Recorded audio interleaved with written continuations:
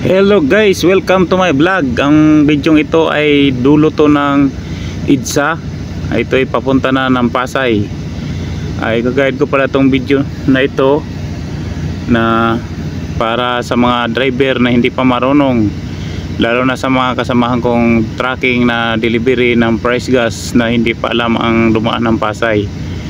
At kung may biyahe kami ng Gentry, Cavite at Timos, ay hindi sila dumadaan dito kundi nag-i-slick sila at doon sila nagdadaan ng Carmona. So napakalayo kumpara dito sa daan. Kaya ito guys, dito na to ay tawid na to ng patawid na to ng Pasay galing ng dulo ng EDSA. So yung parting kaliwa yan guys ay papunta yan ng airport, kalulang area. Kaya dito kami sa kanang area sa baba, kasi pag tumaas dyan ay tulay yan pataas, parang skyway flyover. Madadahanan dyan papuntang airport, terminal 1 and 2, 3 yata kasama dyan, hindi ko na masyadong tanda, basta airport yan. Ayan, sa baba ang daan at makikita dyan yung mga saunahan na may mga bus terminal. Sa mga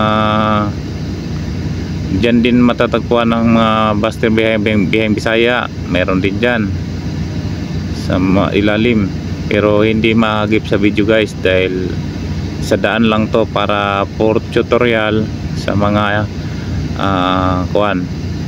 sa mga hindi pa alam ang daan. Ayan yung kaliwa na yan dyan, area yan ang papuntang airport.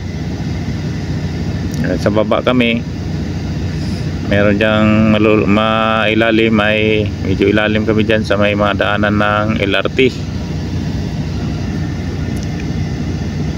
Kaya ang video na ito para matandaan sa mga kasama ko na hindi pa alam, na laging tumatawag sa akin kung saan ang daan nitong Pasay, kaya hindi pa kabisado,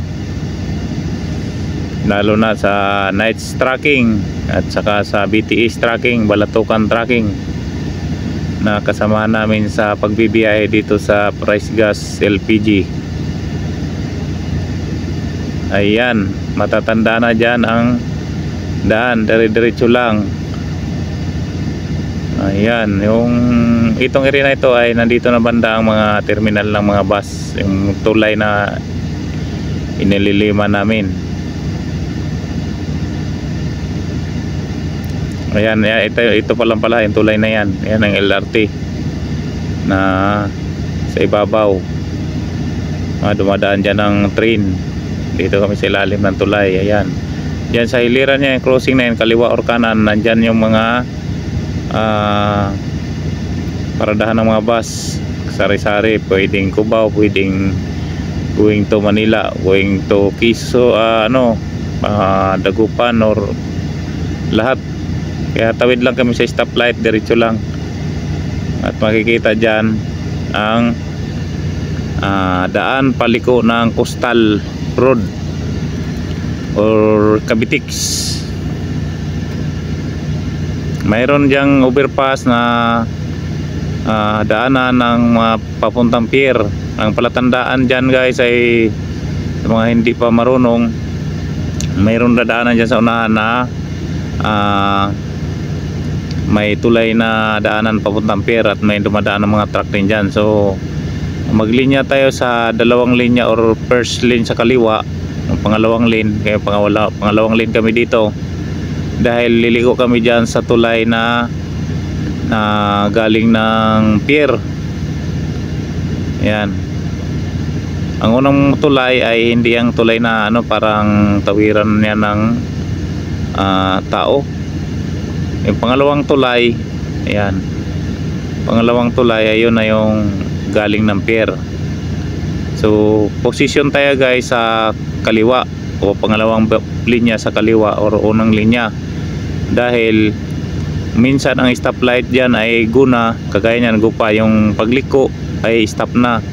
Ang kailangan dito guys sa mga driver na baguhan, tingnan nyo yung ilaw na magkulay green siya. Pag pula, wag kayong lumusot kasi Yung kasama kong driver nahuli na rin dyan. Nangyari, hindi niya napansin na ganun. Akala niya ay green pa rin, go pa rin sa amin, pero hindi pala. Ayan guys, go na. Tingnan mo yung go na araw pa kaliwa ang go, saka kayo mag go kagaya niyan, oh. Paliko yan, papunta na ng Coastal Road or Pasay Road. Ayan, pagliko pala dyan guys ay mayroon siyang track lane, kaya wag rin kayong basta-basta magano dyan. Paglagpas ng tulay na sa kaliwa galing ng Pirian ay mayroon yang track lane dyan, pero ngayon medyo burado na ang pagkasulat ng track lane yung area na yan dyan. Pero wag kayong saka lang kayo lilihis kung sakaling yung iba pupunta ng Sukat at yung iba naman ay didiretso ng Coastal sa Cavitex. Diyan ka lang sa linya ng track lane para hindi ka maligaw or di ka mahuli or di ka matikitan kung sakaling mayroong mga patrol or MMDA na dumadaan. Kung minsan naman yung iba dyan ng mga driver nakakalusot naman kung walang nanguhuli, lalo na sa gabi. Pero pag sa araw ay maigpit talaga dyan, maraming bantay dito sa area na ito. Yan, yung dinana namin ay track lane na yan, yung area na yan. So may mga stoplight pa yan dyan na diretso lang, at may mga likuan din na kung saang area dyan. Ayan, kung sa ano guys ay tandaan nyo lang ang area na yan ang dadaanan sa didiretso ng Cavite ha.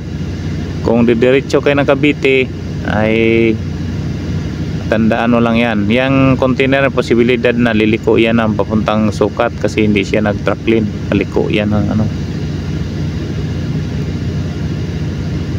Ayan, yung daanan ng, kung napapansin nyo, may nadaanan tayo na medyo buradong sulat na track lane. Yung track lane na ito, pag dito ko sa track lane, diretso to ng linya ng papuntang Cavite, kasi sa kaliwa na dalawang linya ay liliko yan ng papuntang airport or papuntang Tagos, papuntang Sukat or Alabang.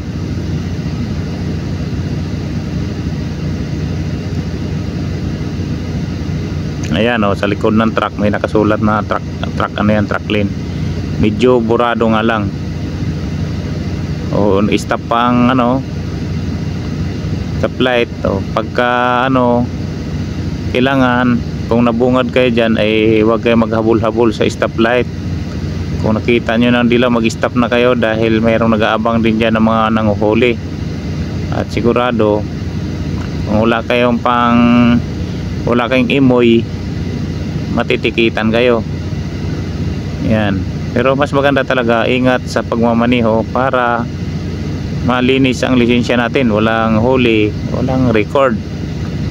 Kasi lalo na sa panahon ngayon, pag mga ganyang mga obstruction ay mga mali sa maling pagmamaniho ay dagdag violation yan. Pwede kang masuspindi, pwede kang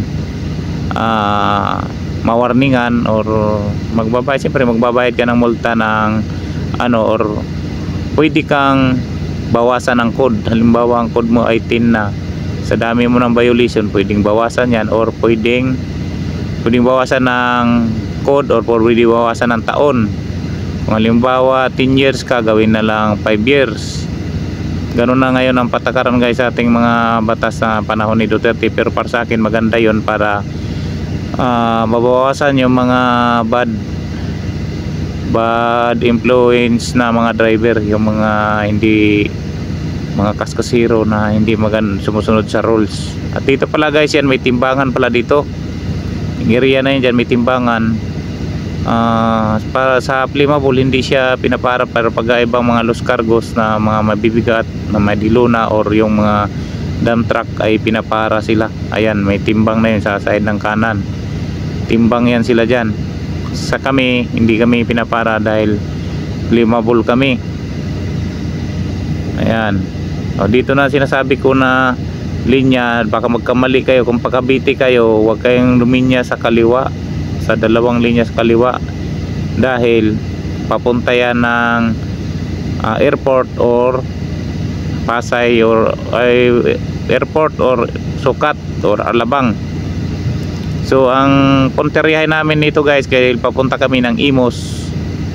Kung halimbawa kayo naman ay papunta ng Imus, ay exit kayo ng Bacoor at dalawa yan yung sa kaliwa linya ay Las Piñas, sa kanan area ay Bacoor. Kaya kung pa-Imus kayo na kagaya sa amin, Gentry kami Cavite, pero ang video na ito ay hanggang Imus ko lang ibibideo para makita lang ang daan dito sa pagdaanan ng papuntang Pasay. Yan. So mayroon pa rin pala ditong truck lane, pero pagdating dyan sa unahan, sa lagpas ng stoplight, yung iba kumaliwa na yan, kami diretso pa. Yan. Sa side ng kanan lang kami ang truck. Pagpasok ng entrance ng toll gate, sa lahat ng mga driver ng truck, huwag kayong kumaliwa.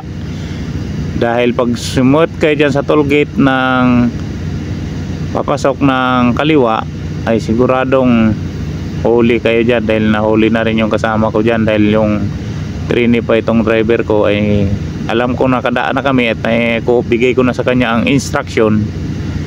Ay kabisado na, nakailandaan na kami, pero nung nakaidlip ako na hindi ko siya nasabihan, ay napadaan siya doon sa mga four wheels vehicle. So nahuli siya at siyempre nadala lang niya sa pakiusap din. Siyempre may kasama ng pangbigay na emoy.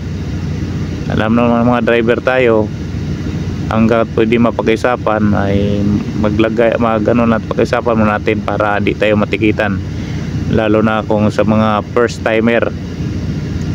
Pero kung paulit-ulit ka na sigurong lagi kang ganyan, ay siguradong titikitan ka na dyan. Pero pag minsan lang at minsan ka pa nakikita, siguradong pagbibigyan ka pa dyan ng mga enforcer dyan. Ayan. Yung sa kanan guys, yung building na yan ay nung kapanahonan ng 2010 ay wala pa yan. Hindi ko pa napansin yan kasi nitong taon na lang ako dito dumadaan. Noong 2020-24 na lang ako dumadaan dito, ngayong taon na lang.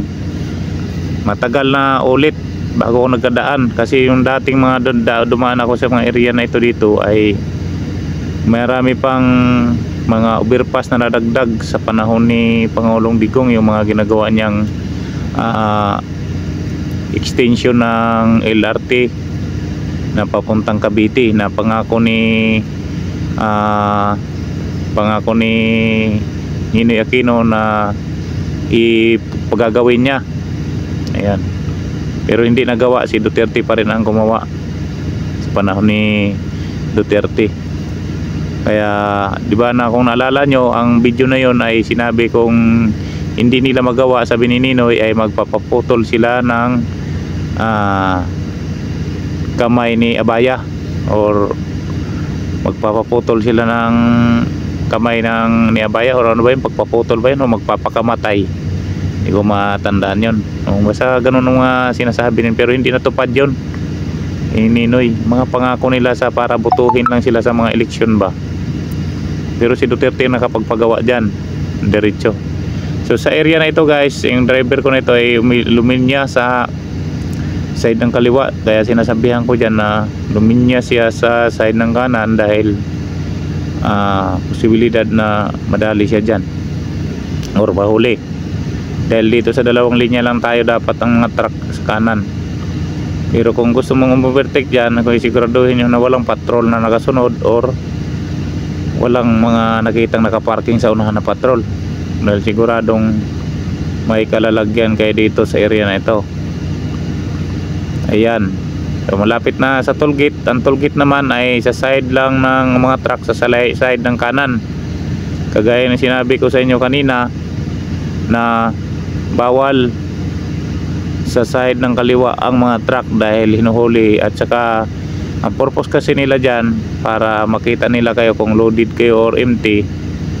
Kung loaded kayo ay pupunta kayo sa timbangan, kasi yung tollgate na yan dyan dito sa Cavite or Coastal Road, Cavitex ay may timbangan dyan. Pero Salamat na rin kami guys kay yung flammable ay hindi nila tinatimbang. Pero sa totoo lang, ang aming karga ay mabigat-bigat din kasi 25 tulinada din yan ang karga namin. So mahigit din kami 40 tulinada. At yung iba pa ay mahigit 56 tulinada yung mga bullet. Pero sa amin guys, kahit may timbang na yan, pero advantage ang timbang ng mga ganitong timbangan na pa isa-isang per axle.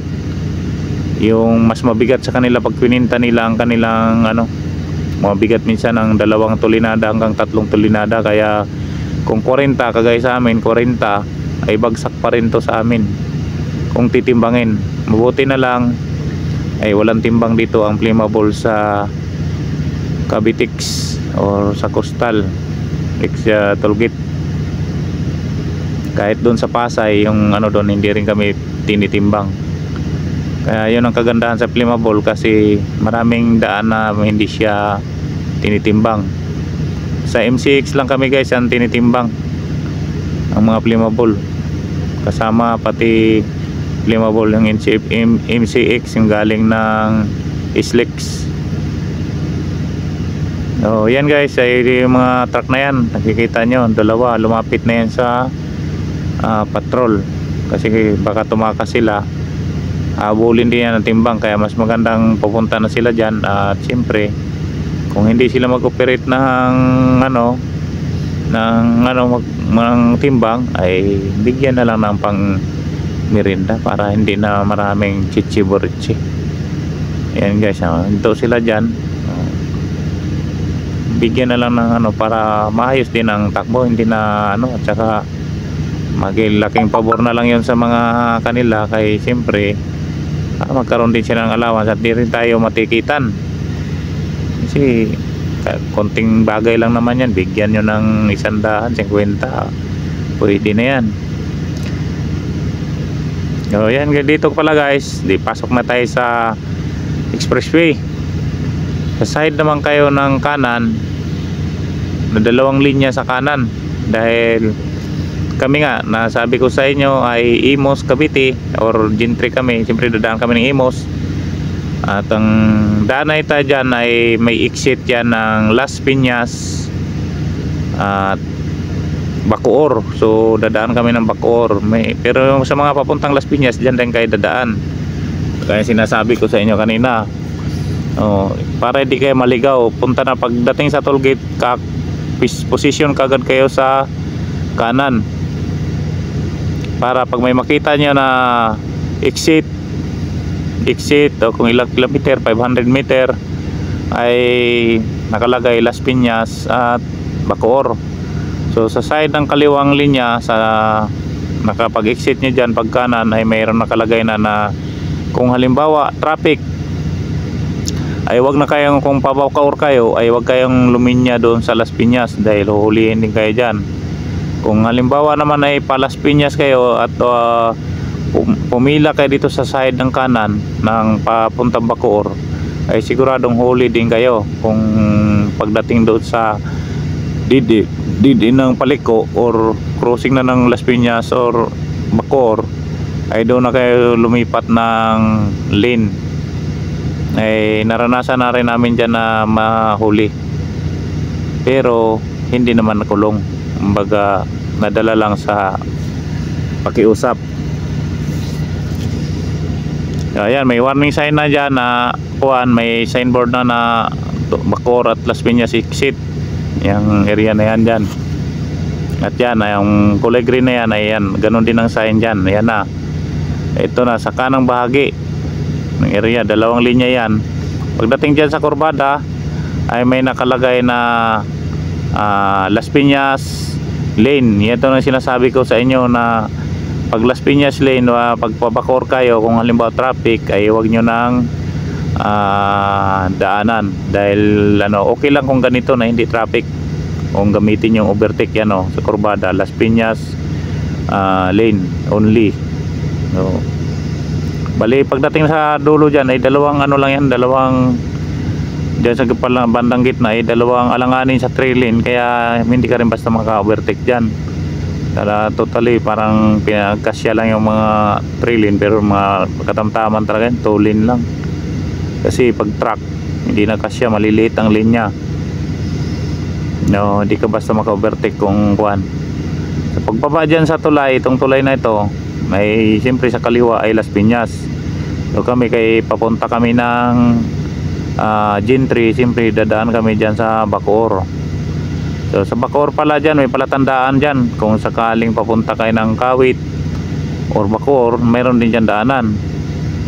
So itong tulay na ito, yan, yung crossing na yan dyan, yan, kaliwa, Las Piñas, kanan, Bacoor. So may kurbada yan dyan guys, palatandaan. Para di kayo maligaw, kurbada yan, Bacoor. So basta tandaan nyo lang yung tulay na yan. Yan, paliko na kami dyan, kurbada dyan, wala nang dead in yan sa kurbada yan, kasi counter yan kabila sa papunta yan ng Manila din galing Cavite. Ayan, so dito muna kami sa side kami ng kanan.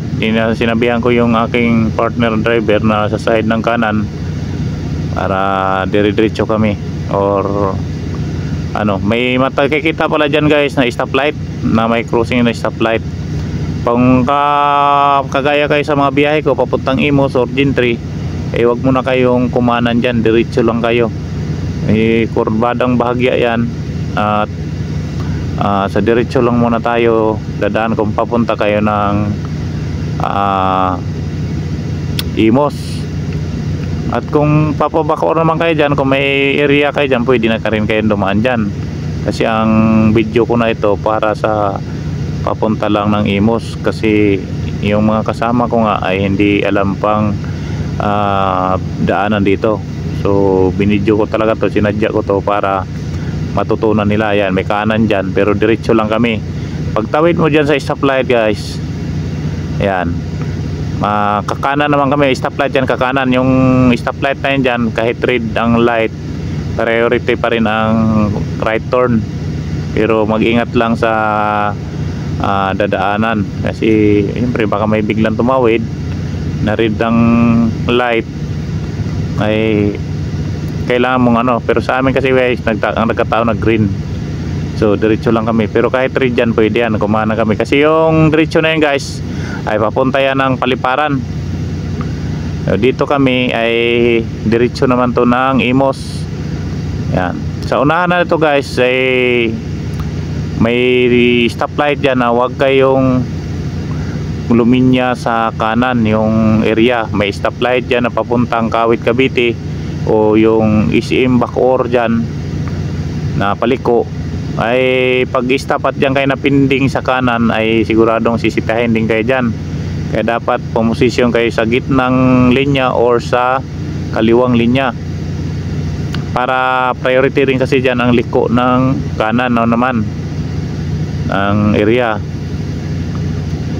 Ayan, dire-diretso lang, dire-diretso lang to, di ka na maliligaw dito. At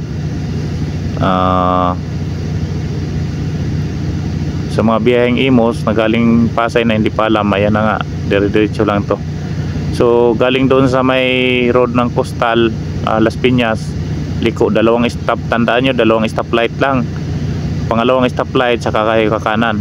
Pagkakanan naman dito, ayan, malapit na to sa paliko ng Kawit.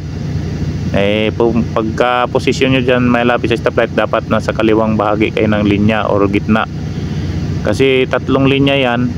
Yung linya doon sa kanan ay priority na magliko sa Kawit. Kaya pagka nabara kayo doon sa kanan, sigurado huliin kayo dyan ng area. So ayan guys, hindi naman ganong ano, kung sundan nyo lang tong video ay di kayo malilito. Sa mga baguhan lang, pero kung mga sanay na, ay double check nyo rin kung tama ang sinasabi ko. Ayan, di ba? Maluwag ang daan dito kapag gabi, pero pag araw grabe ang traffic dito.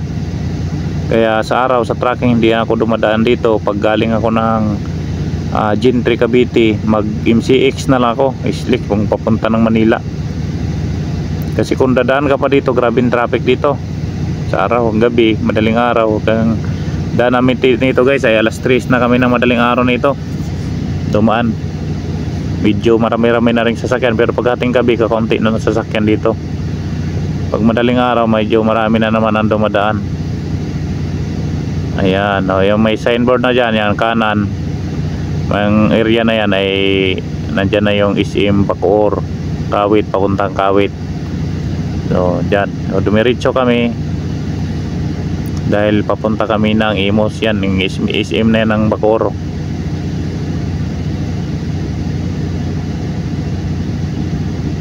Yan guys, nakikita nyo, kung sa mga bago yan ay matandaan nyo at malaking maitutulong to sa inyo sa mga hindi kabisado ang daan dito sa Pasay papuntang Cavite. Ayan, so sa unahan pala nito guys, makikita na dyan yung welcome to Imos. So kung kagaya sa amin may biyahe kami ng Imos, sa mga kasama kong di pa marunong sa siyempre ang delivery namin dyan ay sa subdivision ng Tradiso Enclave sa kanto ng Yasaki Gate 3. Yan lang ang pasok namin dyan, pero hindi kami papasok ngayon dyan guys, kaya ang biyahe namin ay papunta kami ng Gentry, Cavite. So sa Imos ay nandyan sa Imos ang planta ng price gas na delivery namin sa Tradiso Enclave yan dati. Ayawan ko lang ngayon kahit tinanggal na yung signboard dyan. Basta katabi siya ng kanto ng gate 3 ng Yasaki, yung pabrika ng Yasaki. Yan. Pagpasok dyan, nandyan sa loob ang press gas LPG na aming dinideliveran. So sa mga nakapanood nito hanggang dulo na nabanggit, ay kung taga Cavite kayo or taga Imos, mag na kayo dyan, mag negosyo na kayo ng LPG, dahil maganda rin ang isang negosyo ng LPG at maintain, may kita ka na bawat tangke na 100 or 100 mahigit. So yan na guys, welcome to Imos na, Imos, City of Imos. Ayan na. So hanggang sa dito na lang aking video guys, at maraming salamat sa nanonood at sa mga gustong napunta ng video nito at napanood nyo. Ay maraming salamat sa inyo kung sinubaybayan nyo hanggang dulo, lalo na sa mga hindi pa kabisado dumaan ng Pasay at hindi pa kabisado. Ayan, para na to sa inyong video na ito. Maraming salamat. See you next video. Bye bye.